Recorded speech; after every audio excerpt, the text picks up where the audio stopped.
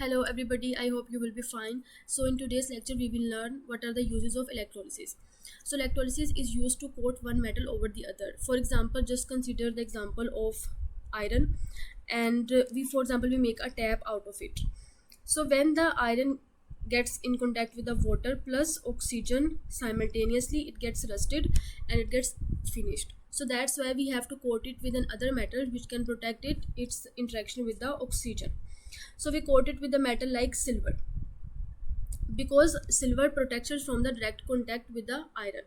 So how we do this? We take an electrolysis tank like this, and because we want to coat it with silver, so we will make one electrode with the silver metal, and the other electrode will be tap. Okay, so we will just take tap and we will make it cathode. So we will connect with the battery to give them charges, and this will be anode, and this will the tap will be cathode. Also, we will add solution of any solution of silver in the water, like silver chloride or silver sulfate. So what will happen when we will turn on the switch? So this silver, which has positive charge, and the tap which has negative charge, because it is connected to the negative terminal of the battery, this silver will move towards this tap and it will get absorbed on the surface of the tap, so it will make a little coating.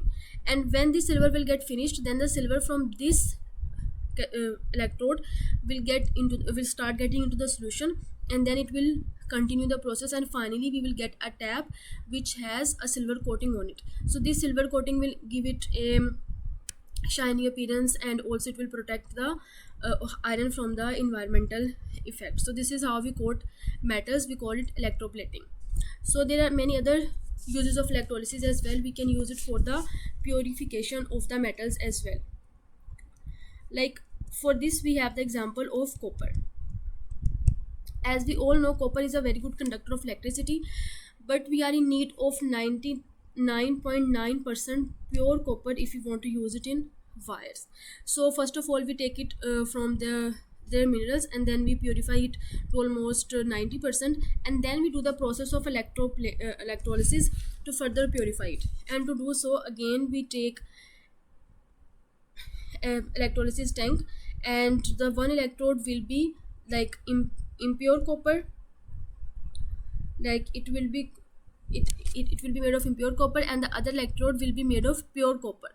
So we will connect it with the battery, so the one side will get positive charge and the other will get negative charge. And we will also put some kind of solution of copper, like copper sulfate or copper chloride. Just consider we have copper sulfate here.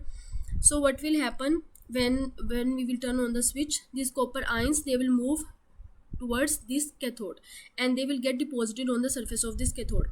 Then the copper from this electrode will start getting into the solution, and this electrode will, like with the passage of time, will finish, and all the copper will come from this electrode, and it will get deposited on this one. So this is how we will get pure 99.9% copper that we can use in our wires.